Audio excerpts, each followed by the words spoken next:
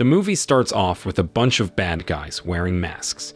They walk into a small store and point guns at everyone inside, making them hostages. Then, they tell everyone to lie down and ask the store owner for money. To make things even crazier, they grab a cop who happened to be there by accident. Luckily, the cop had radioed for help before all this went down, so a bunch of other cops show up at the store. One of them talks to the robbers, trying to work things out, but the robbers say no way.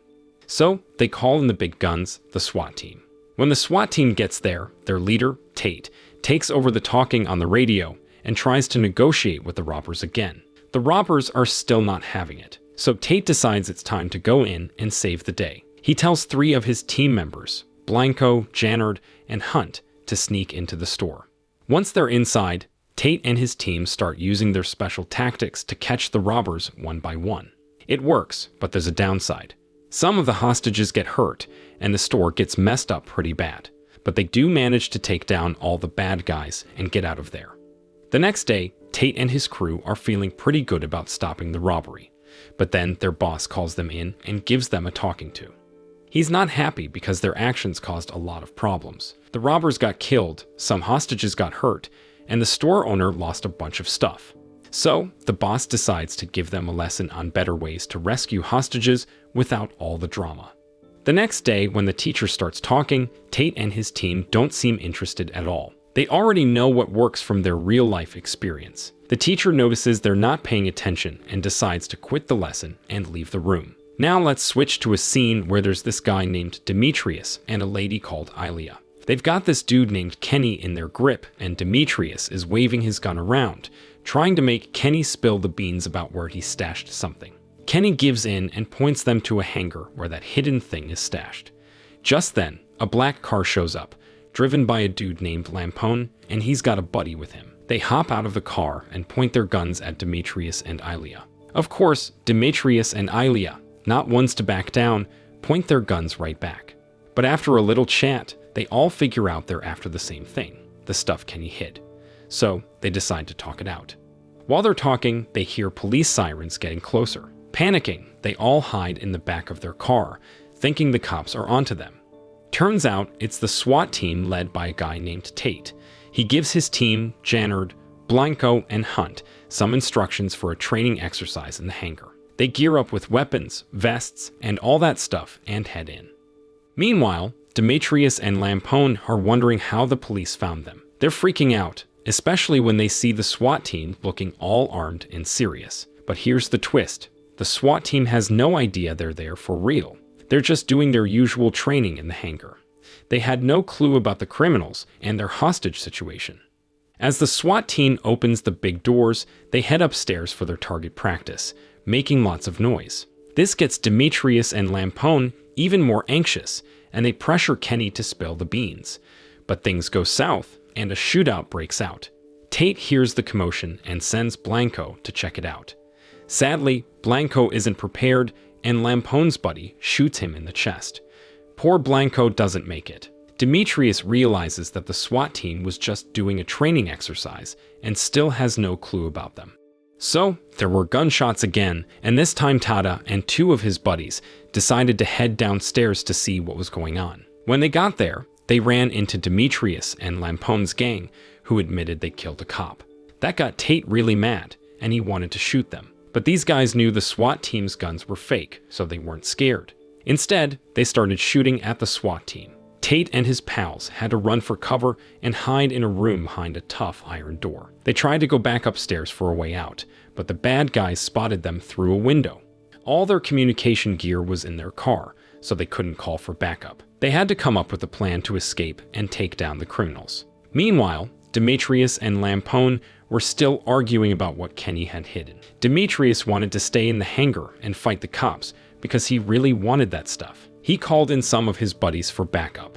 Ilya, one of Demetrius's crew, showed up in a SWAT team car and grabbed weapons and phones. Demetrius's pals arrived in a black car a bit later. They tried to break through the steel door on the lower floor, but it was taking too long. So Demetrius decided to go upstairs using the stairs near a window. At the same time, Tate figured the criminals had left the room, so he went to the SWAT team's car to grab some weapons. But when he got in, some guy surprised him with a gun.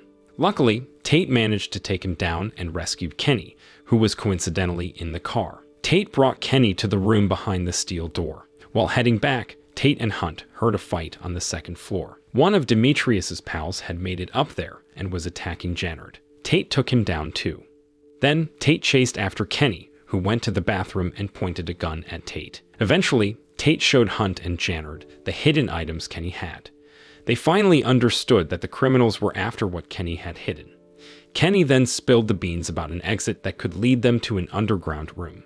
Now on the flip side, Lampone decides to call in his buddy Pharaoh for backup. Demetrius and Lampone's crew huddle up and make a plan to track down Kenny. They search all over but can't find Kenny anywhere. Eventually, they stumble upon a secret door that leads to an underground room. So, they go through it to find Kenny. Meanwhile, Tate is walking separately from Kenny and the other two SWAT members. He's keeping an eye on things behind them while carrying Kenny's suitcase. Once he makes sure everything is safe, he decides to catch up with his team. But out of nowhere, Pharaoh shows up and grabs him. At the same time, Kenny and the other two SWAT members get surrounded by Demetrius and Lampone's gang. Demetrius tells Ilya to off Tate, but Tate spills the beans that he knows about the item they're hunting, and Kenny doesn't have it. So, Demetrius gives up on killing Tate. On the other hand, Lampone and his pals manage to grab Kenny, Hunt, and Jannard. Lampone is pretty hyped because he got his hands on Kenny's suitcase. But surprise, surprise, when they open it, it's empty. Hunt had moved the stuff before they got caught. Lampone tells Pharaoh and his buddies to check if Demetrius and his gang have the suitcase. When Pharaoh and his crew get to Tate's spot, and Demetrius's gang is there, Tate suggests Demetrius makes a run for it using the SWAT car they've been using.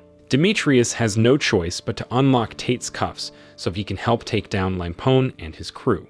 Not long after, Tate and Demetrius's gang burst out of the hangar to dodge bullets from Pharaoh and his crew, and the chase between Demetrius's and Lampone's gang kicks off. Meanwhile, Lampone, who's pretty fed up because Kenny still won't spill the beans about the item, decides to shoot Kenny in the head.